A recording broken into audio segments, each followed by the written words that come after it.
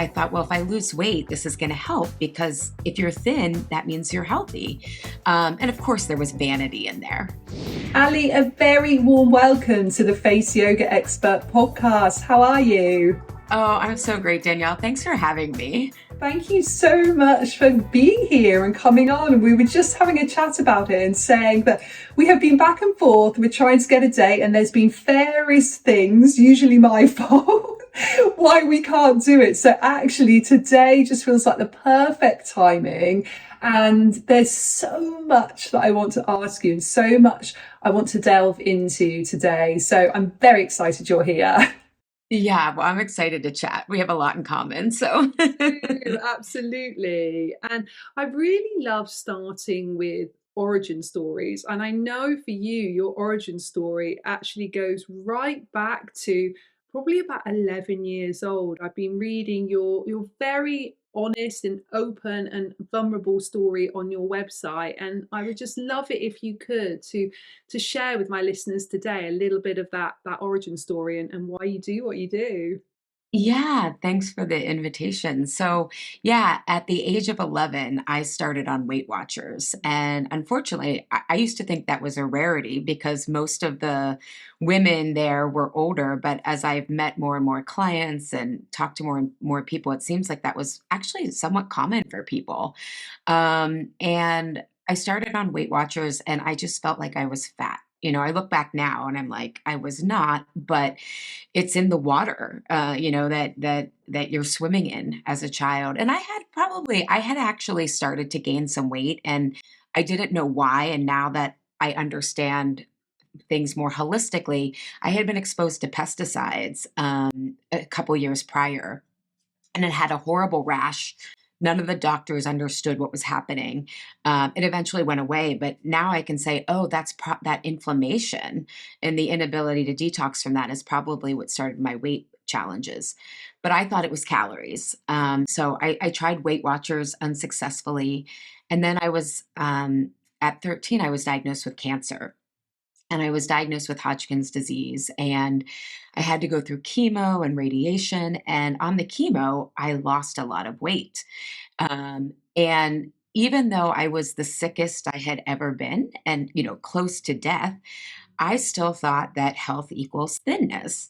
And so once I got out of treatment, and I was the first generation of childhood cancer survivors to live. So there wasn't a whole system built out of, hey, you may have trauma. Hey, there may be, stuff that we have to work on here. And it was just like, yeah, you're alive. And again, so grateful to be alive. And I really was like, I have to stay thin to be healthy.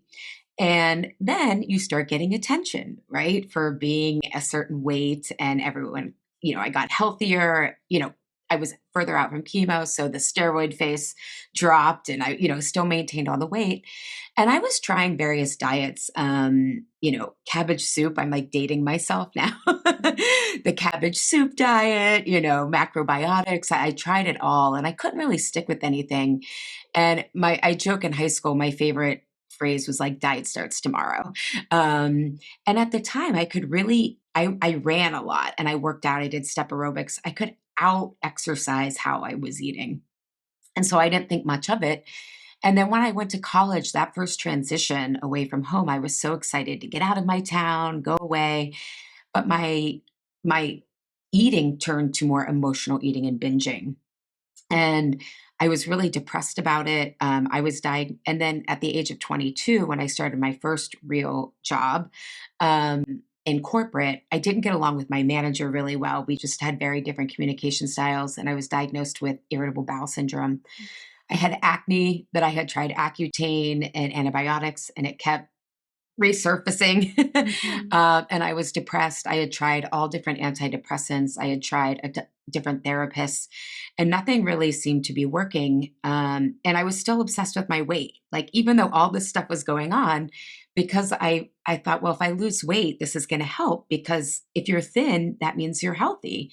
And of course, there was vanity in there, right? Like, let's not be, I wasn't so like, oh, please just want to be healthy. And so at the age of 26, I actually found functional medicine. I went to a holistic nutrition school called the Institute for Integrative Nutrition, and I found functional medicine there. And it was this root cause resolution approach to things. And it really looked at food as medicine, not just calories. And this was mind blowing to me. And I think I also have to put a little asterisk like, this was almost 20 years ago. So there was no social media. Yeah. Functional medicine was at its infancy. Because if you're listening to this now, it's like, where were you living, Allie, under a rock? No, it's like, no, this was the very beginning of functional medicine. And on my own, I was able to really piece together that a lot of my issues were actually gut issues from the chemo that I had had, 13 years prior. The binging wasn't helping it. And, all the weight pressure I was putting on my weight wasn't helping it. But once I realized, like, oh, this is a gut issue, I got off processed foods. I did have to get off gluten for a long time. And it took me about 9 months to get off gluten because the restriction made me want to binge. But I basically felt amazing. I reversed my IBS, my skin cleared up, and I thought I had cured my depression, but I realized I was like actually at just like a neutral state, but I had felt so much better. Um, and so at this other same time, I had started seeing clients on the side to help them get off processed foods.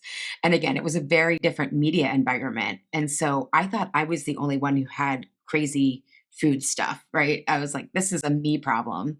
And as I would start to work with my clients after about the fourth session, we would stop talking about food and we would start to make these expansive, freeing lifestyle choices for them. And that started to improve their food, or they would get stuck in change. And I didn't know what was working, what wasn't.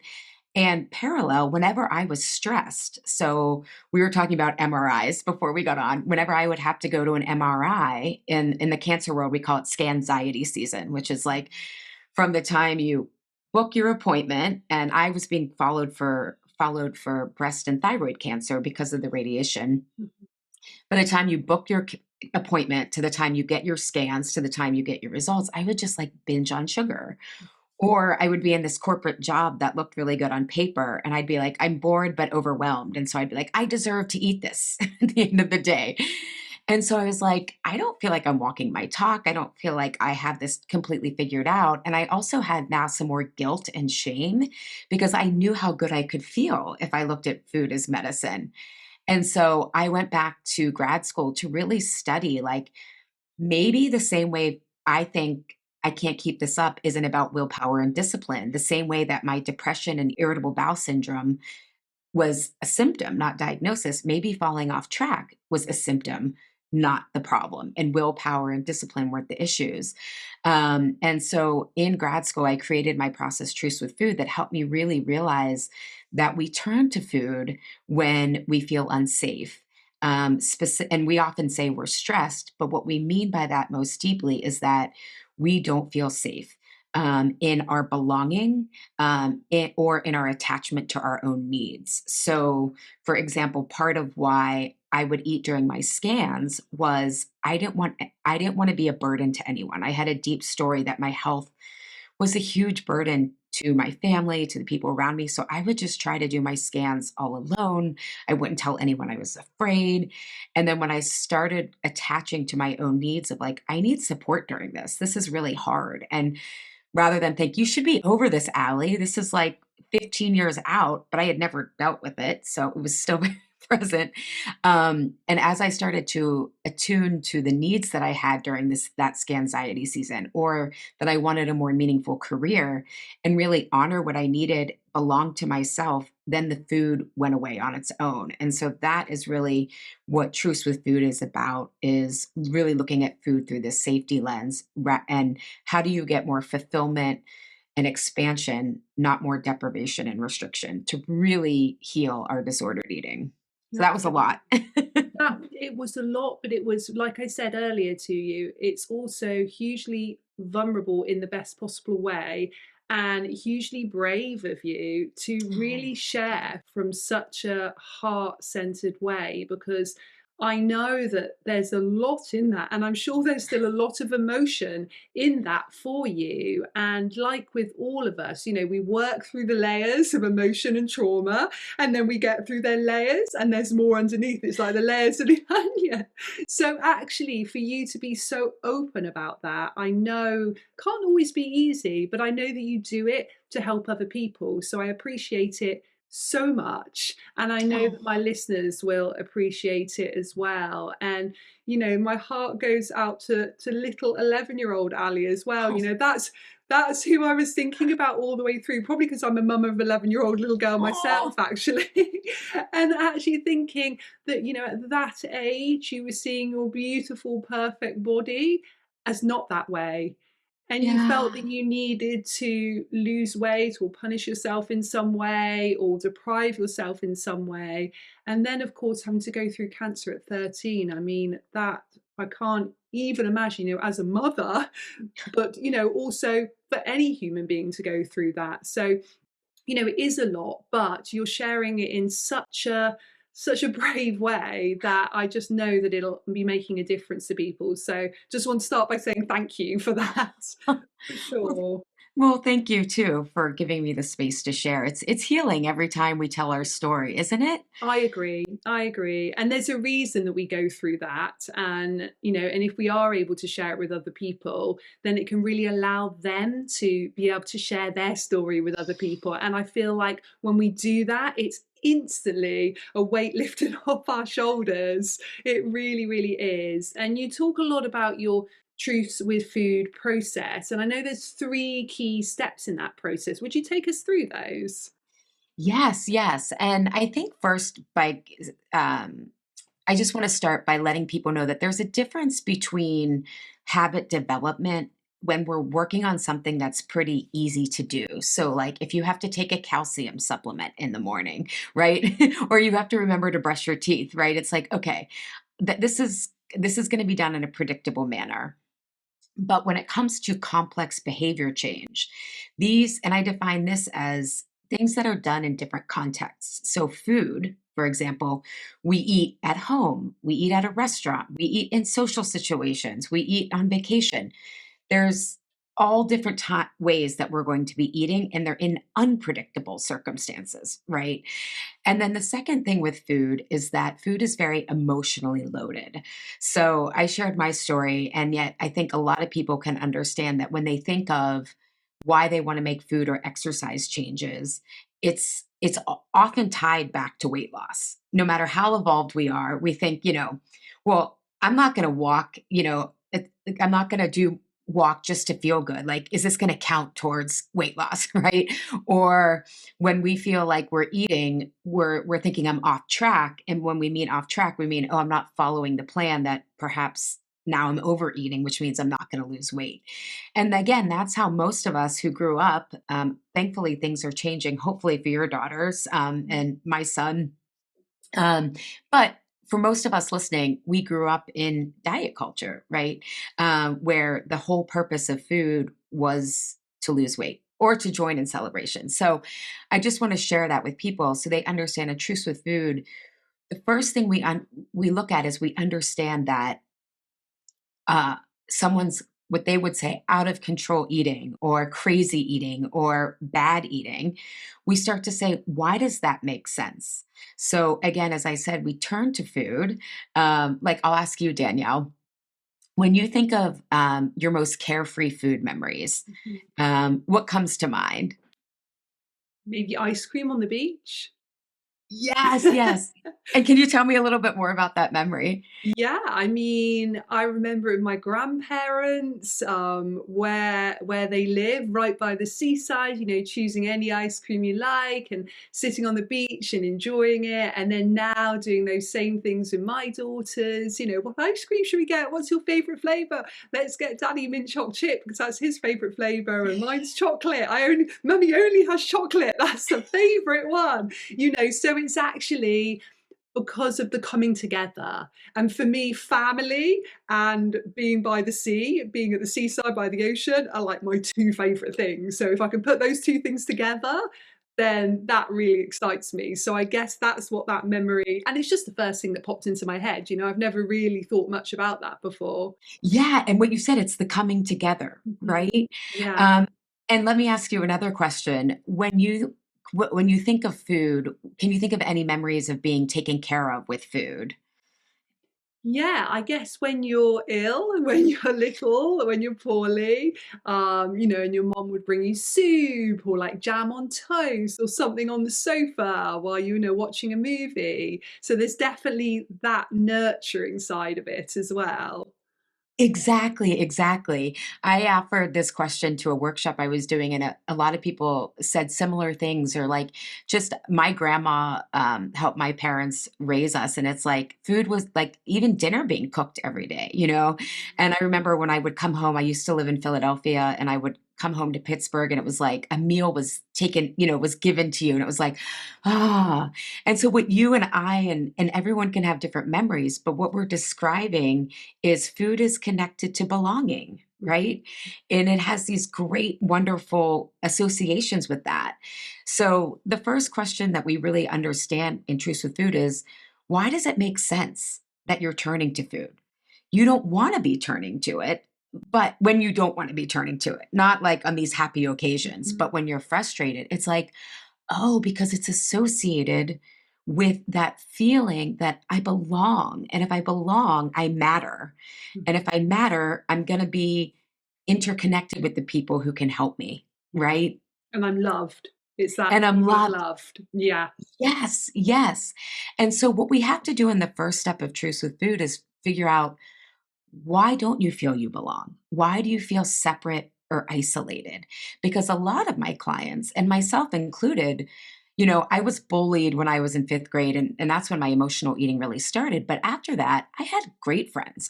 I've had wonderful friends ever since.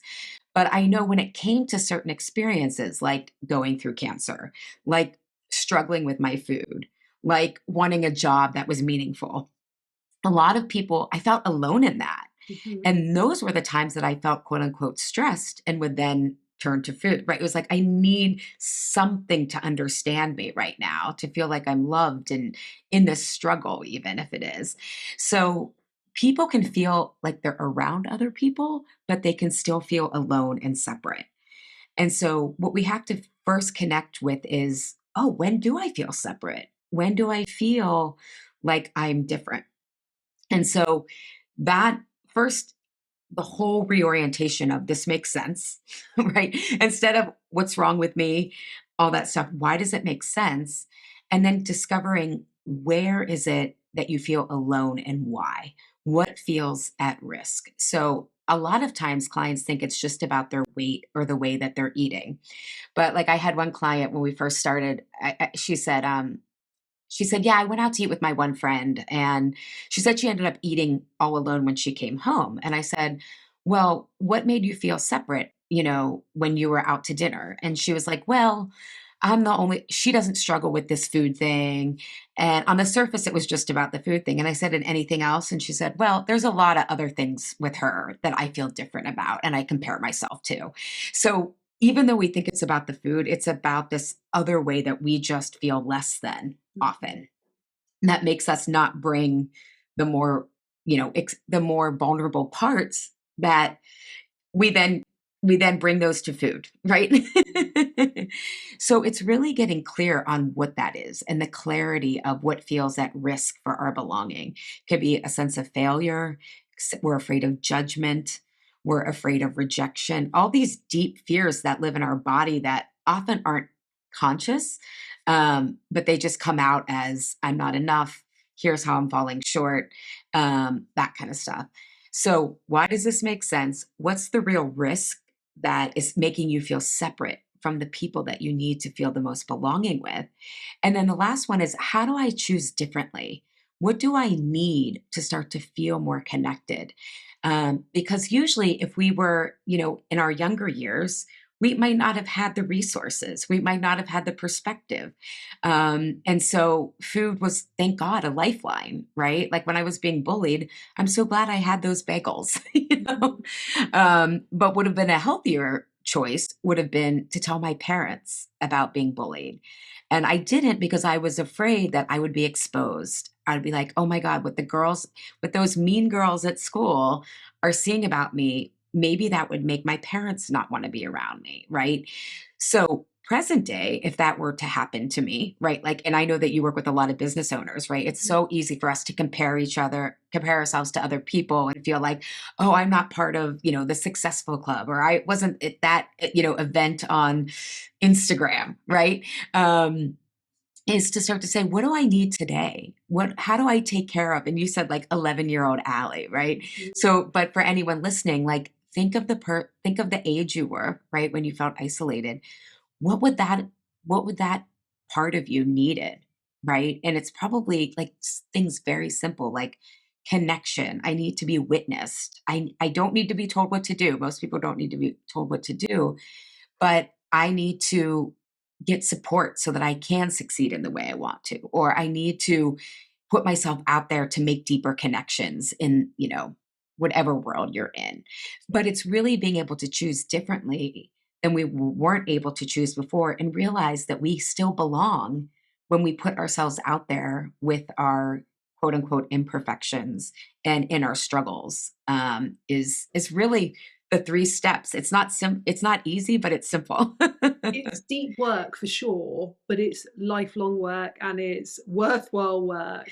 And it's completely right, because everything starts with mindset. And if we can work with our mindset, then everything else follows. And as you said, when we can start to really truly believe we're enough as we are, then everything else follows. And who do you generally work with? Who's your sort of usual client that comes and sees you?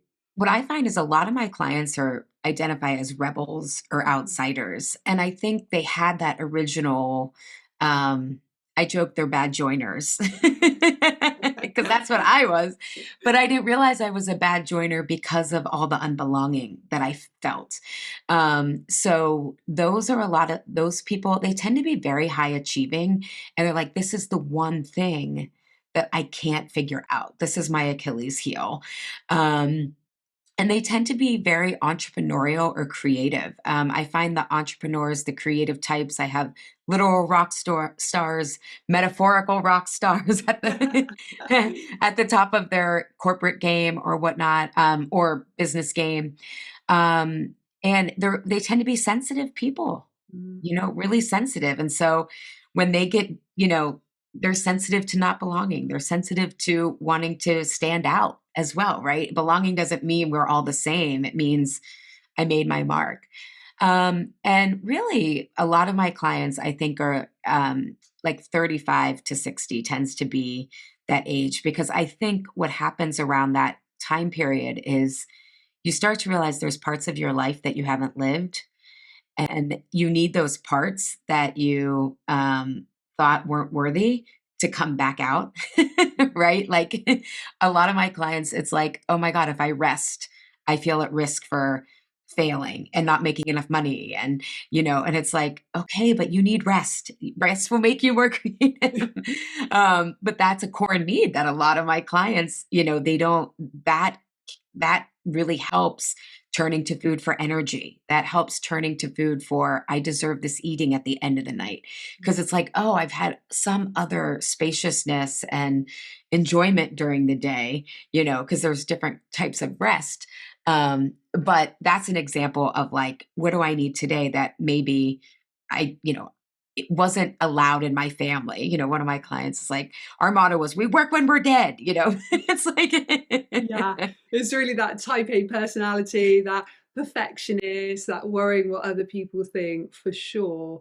And I'm really intrigued actually, now you as a mother, how are you applying what you know to your son? Because I don't know about you, but I feel like often the more that we know about the mind and the body and all of that, sometimes that can make life even harder as a parent because you look out for tiny things that they might say or tiny things that they might do, and you're constantly thinking, oh my goodness, are they going to end up in therapy when they're older?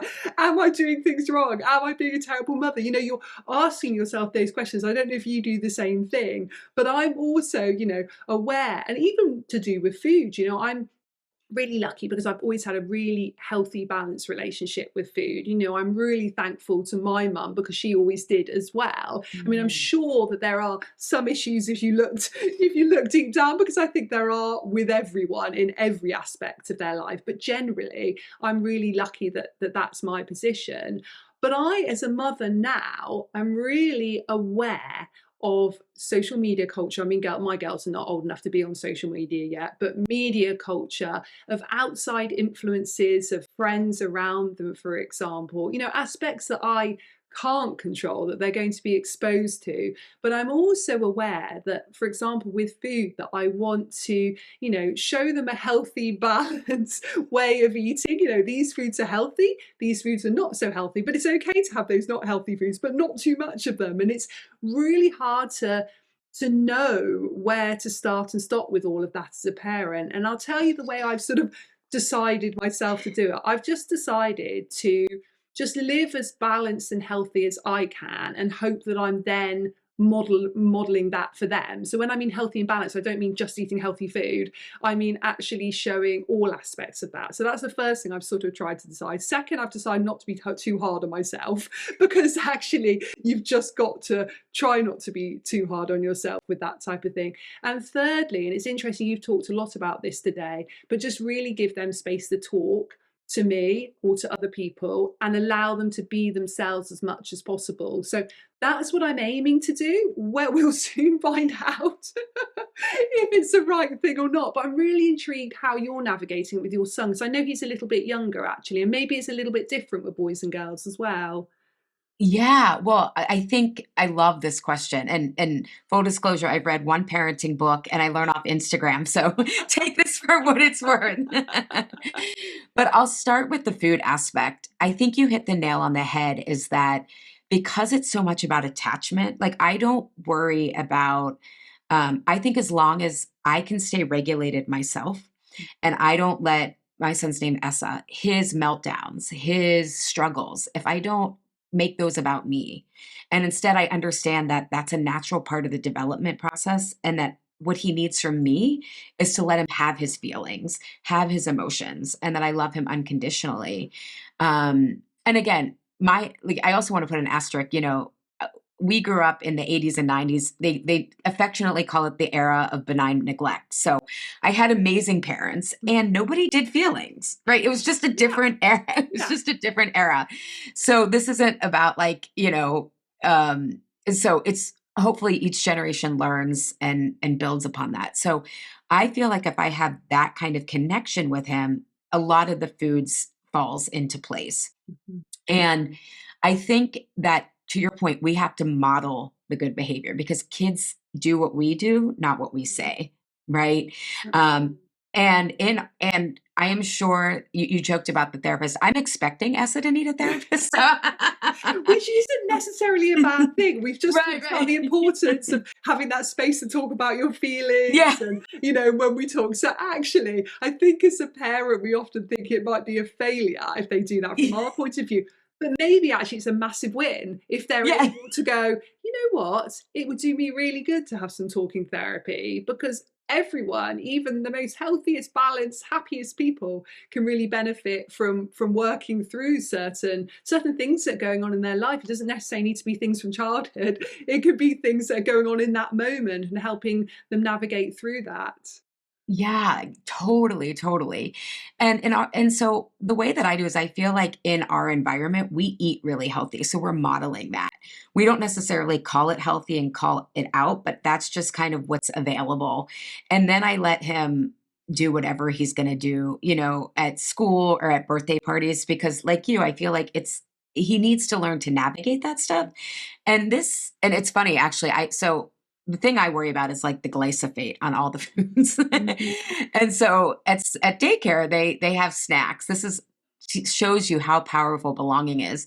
So this week I made Essa these like no bake chocolate cookies because he loves chocolate. And I said to the teacher yesterday, I said, these are for Essa's snack time. So please give them, they had chocolate chips on them. They were healthy, all whole foods. And so they like WhatsApp or sent a message on the messenger, and they're like, just so you know, we offered Essa his snacks, but he was sad. He wanted to eat like the rest of his Of course. friends. Of And course. I was like, okay, cool. They're like, he ended up eating them for lunch. So it was like, oh my God, this attachment and belonging, because it's not just to our caretakers, it's to our peers. And to me, that is part of health, is that communal, so I expand my idea of like food as medicine. It's not just the nutrients, but it's also the community and who you're eating with, and if you feel relaxed. And we know so much about digestion improves if you're relaxed. But this also, I think, leads actually into your question about parenting in general. And one of the things that when I work with clients, we're always experimenting to see if their needs can get met. So a lot of my clients struggle with all or nothing thinking. So it's like, oh my God, I have to get my needs met all the time, or I'm never going to get them met, or it has to be perfect or nothing. And what I'm really trying to get them to realize is that perfectionism, in my mind, is about managing risk, right? It's like the idea is if I follow the plan perfectly, oh, it's going to work. And so the guilt comes and the fear comes if I don't do it perfectly, it's not going to work and I'm going to fail. And that's just not really how life works. Like there's no plan out there, there's no the answer, right, with parenting. And so, what I teach clients a lot is how to experiment with risk. And if you fall on your face, we say that's a data point, not an end point, right? And I think that tracks with parenting, and that I have. I'm pretty good at regulation with Essa so that I'm not, yelling at him or anything. But some days at the end of the day, I'm just like, oh my God, we have to get upstairs. I can't handle the delay anymore, like, oh, Yeah. but I believe in repair, and I think repair is just as important. So it's like, again, modeling. Mhm. Essa, I messed up last night. Yeah. That was not that temper. I had a long day. That should not have come out on you. And I'm going to get better. I'm going to work on getting better. Yeah. And so I think sometimes when we have that perfectionism, we think perfect is great, Mm. but the risk is that if we're not being vulnerable and imperfect, we actually strengthen the relationship with people I when we're agree. like, Essa, that was not cool. Like Yeah. I should not have done that, We make It's like, mistakes, we say yeah. things wrong, we all have emotions that come out at the wrong time, and actually that gives them permission to do One that too. And also models for them when they are going to maybe shout at somebody for getting a toy that they wanted, that actually they can say, okay, I wasn't meant to do that. And when the teacher asks them to say sorry, they can say sorry, because actually they realize that sometimes emotion comes out in an extreme way, but we do need to repair that. So yeah, I think it's so important. Yeah, And and yeah, you're worthy of repair. It yeah, most deeply says you're worthy of your humanity, yes, right? Like your humanity's so true. welcome here. And I think that's what so many of us miss when we're trying for the perfect. We're looking for that no risk of my humanity coming out, right? Yes. Absolutely. And like you say, it builds connections, even adult to adult, when we're vulnerable. What you spoke about at the beginning, Yeah. already, this is the first time we've spoken, the first time we've met, but actually already I feel closer to you because you've Oh, shared such vulnerable things from your childhood and even from your adulthood as well. So actually it does build community and connection. So I think in conclusion from what we've been talking about, actually, it's so key to have some time and space to be able to talk to other people, to express how we truly feel. It's okay to not be perfect with everything. It's okay to mess up sometimes. It's okay to fail. And it's all a work in progress as well. It really, really yes. is. There's not an end point. There's not like, okay, now we're enlightened, everything, our relationship with food is amazing, and everything else is amazing, parenting. So actually, it is just giving ourselves a little bit of grace and saying we're human beings, and it changes day by day and hour by hour. Yes. One of my favorite Instagram posts, I saw that someone had this picture. It was like before a spiritual awakening, and they're like on the ground and they're getting hit by they're getting like stepped on and they're like, oh. And then after, it's like after a spiritual awakening, they're still getting stepped on the foot, but they're laughing instead. And it's like, Right. yeah. That's great. I feel like when you can laugh at yourself is the best.